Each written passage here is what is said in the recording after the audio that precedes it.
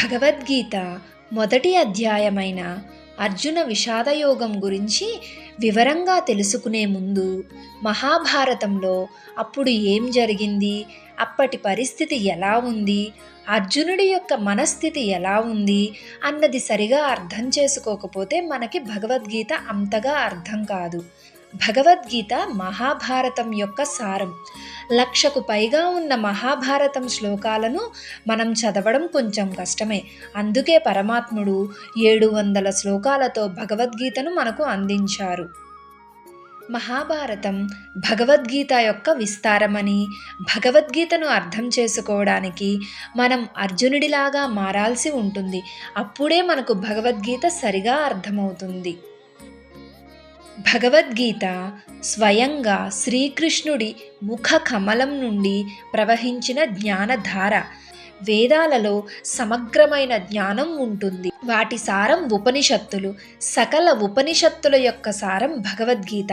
భగవంతుడు జ్ఞానముద్రలో భగవద్గీతను బోధించారు. సకల ఉపనిషత్తులని గోవుగా చేసి, పార్థుడిని దూడగా చేసి పరమాత్ముడు గీతామృతం అనే పాలను తాగించాడు. కేవలం అర్జునుడికే కాదు, అర్జునుడిని నిమిత్తంగా చేసి మనందరికీ కూడా ఆ జ్ఞానామృతాన్ని పంచారు. భగవద్గీతలో మొదటి శ్లోకం ధృతరాష్ట్రుడు చెప్పడంతో మొదలవుతుంది. ధృతరాష్ట్రుడు కేవలం పుట్టు గుడ్డివాడే కాదు, అతడి జ్ఞాన చక్షువులు కూడా పుత్ర ప్రేమ అనే మోహంలో మూసుకుపోయాయి.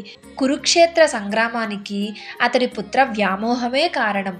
యుద్ధం ఎవరూ కాంక్షించరు. కౌరవ పాండవులు ఇరువురికి సంధి కుదర్చడానికి ఎన్నో ప్రయత్నాలు జరిగాయి. అవన్నీ విఫలమయ్యాయి.